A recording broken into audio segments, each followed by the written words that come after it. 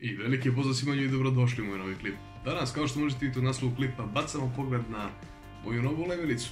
Inače, želim da kažem da sam ovu lemilicu dobio na poklon i zahvaljujem se toj osobi, naravno, nadam se da ću nekada se odužim. A mi, ajde da se bacimo u sam pregled lemilice. Dakle, evo nas u ovom poznatom kadru ovdje, ajde da otvorim ovo, mada ja sam već otvarao da vidim kako izgleda, naravno nisam vadio ništa, to sam čekao da snimim klip. Dakle, evo kako izgleda sama lemilica. Unutra u pitanju je znači bazna lemilica od 48 W.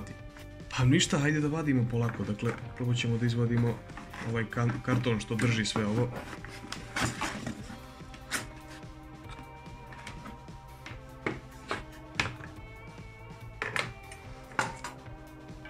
I evo je sama lemilica. Dakle, evo kako izgleda sama lemilica, mala, lepa lemilica. Inače, mislim da moja tehnička škola ima isto ovakvu lemilicu, u pitanju je crvena lemilica, tako da već sam lemio sa njom, znam zapravo da je dobra lemilica. Što se tiče same lemilice, imamo ovdje regulaciju toplote od 150 do 450 stepeni i imamo ovo dugme za paljenje i gašenje. Znači, sa samom baznom lemilicom dolazi već sunđer za čišćenje vrha, ali ja sam u poklonu dobio i ovaj sunđer ovdje. Tako da vreme je da raspletemo ove kablove i da uključimo lemilicu. Naravno, skidamo i ovu zaštitu od vrha lemilice. I sam štap može na svoje mjesto. Što se tiče kabla na lemilici, silikonski je kabel u pitanju, što je meni jako važno. I dovoljno je dugačak, mislim da ima otprilike nekih metar i po možda čak. Zapravo nema metar i po, metar otprilike kabla, što je sasvim dovoljno da bilo gdje stavite lemilicu, a sa druge strane radite. Naravno, što se tiče same lemilice, potrebno je da kraj koji ide na 220 V zapravo da mu damo napon. Tako da ubadam u produžni kabel. Sada sve što je potrebno jeste da upalimo lemilicu i da kažemo na koju temperaturu. Ja ću odmah da stavim na max, pošto i mogu da kažem da se lemilica već zagreva. Čuje se pucketanje u novoj lemilici. Sada kada se lemilica koliko toliko zagrejala, idemo na pravi test. Da vidimo prvo da li topi kalaj. O da. Topi samo tako. Ali nažalost ovaj kalaj mi nije potreban, tako da očistit ću ga odmah ovdje. Inače, nisam siguran da li ovaj sunđer ovdje treba da se kvasi, pošto uputstvo je na nemačkom i ne razumem uputstvo, tako da ako neko zna, neka mi napiše da li trebam da nakvasim ovaj sunđer.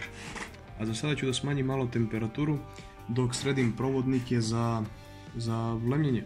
Dakle, uzeo sam jedno parče običnog kabla, tako da ovdje ćemo da zalemimo, u pitanju je lisnasti kabel naravno, tako da ovdje ću da blankiram i da zalemimo ove provodnike, da vidimo kako to radi. Naravno, uzimamo skalper i polako.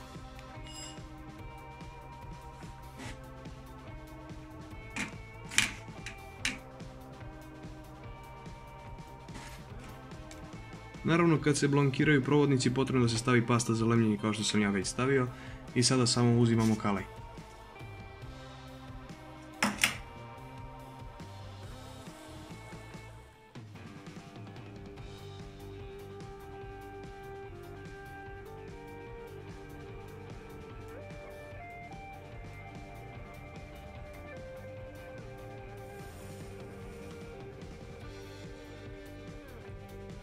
I to bi na samom kraju ovako trebalo da izgleda.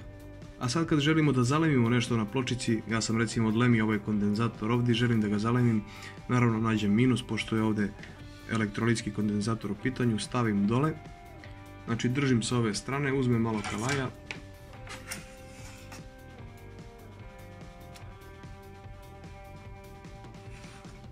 i sve što je potrebno jeste da mu zalemim pinove.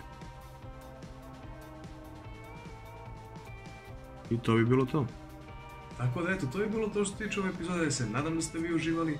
Ja se još jednom zahvaljujem na ovom poklonu. Ovu lemilicu ćete češće da vidite sada kod mene u klipovima. A mi se vidimo u sljedećem klipu. Pozdrav!